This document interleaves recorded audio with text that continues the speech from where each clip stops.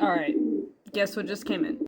Before that, there was Biba in his Halloween pants. Your Biba in your Halloween pants. Oh my goodness, they got black cats and pumpkins on them. And he's still adjusting. He'll be adjusting for 4 hours until I take him off. Anyway, we have now the first of 3 versions of the 2025 Christian Witch Tarot Planner. Let me show you some of this because this is really cool. You guys are like. Okay, so for reference, here is like mine, and then here is the one I'm currently using, which is Ritual's Tarot Planner. And by the way, I mean, if you're not a Christian witch and you don't want the Christian witch stuff, Ritual is still a really cool tarot planner. Like, don't get me wrong, right? They've got all that kind of stuff going on in it too. But in mine, if you are a Christian witch, this is the cheapest option we have that is like an actual bound book. And inside is some really cool stuff. So again, right, size-wise, it's the same size as any standard tarot planner. If we open it up, right, first thing we notice, place to put your name, very cool. And then, got the how to use the planner, what's going on in it, all that kind of stuff. And of course we have the actual calendar itself, printed very nice, very good size, good, very nice. We also have, right, our holidays and celebrations. These are the ones I wrote down. If you have your own special ones, of course, there'll be space for that later. But we have some of the common Christian prayers. These are the ones especially that are helpful when you have, say, your rosary tutorial. How to pray the rosary, what the mysteries of the rosary mean, all that kind of stuff. We also have, right, what are Ember Days? We've got how to observe these. We've got the liturgical year and an explanation of what that means, just like we also then later have from Discovering Christian Witchcraft, the Wheel of the Year. So you can kind of compare and contrast those and see how, you know, the Wheel of the Year neo-pagan divides time versus the actual Christian liturgical year. We also have some bits about astrology, right? Can Christians use astrology? And of course they can. We've got some really important just basic information on astrology, place to put your own astrology chart. You can kind of write down your own details, kind of notice how many placements of what you have over here. And then we have some tarot card meanings, as in like, you know, I just kind of put down the very basic general idea as I understand them, right? We put all those in here. We've got a little bit of a description of like what's going on with that. And as we get into the actual year, we also have, oh, this is really fun. We have, and okay, so once again, right, this is a proof. There are some things I got to adjust. I was pretty sure I put this after February. I didn't.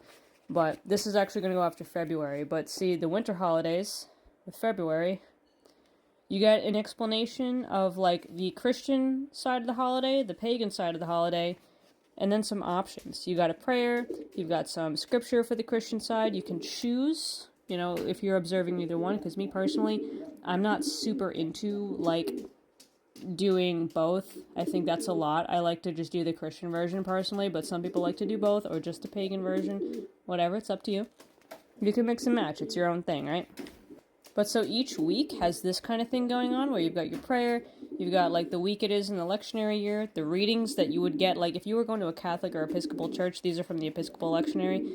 This is what's actually going to be read at church that week. So every single week has the church thing going on in there.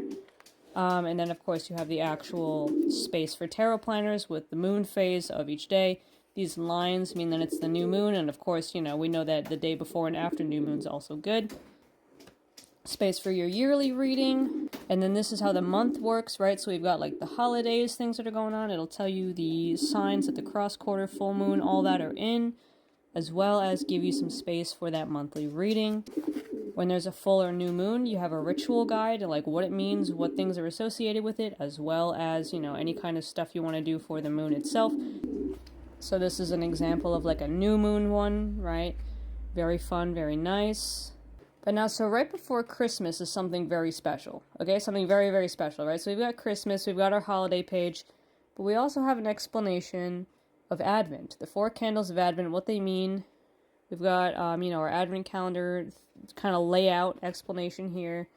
And then we also have, right, so tarot spreads for Advent, and then some prayers, some thinking, some, you know, meditations, stuff like that before we get into, and each week is going to have, of course, the whole Advent game.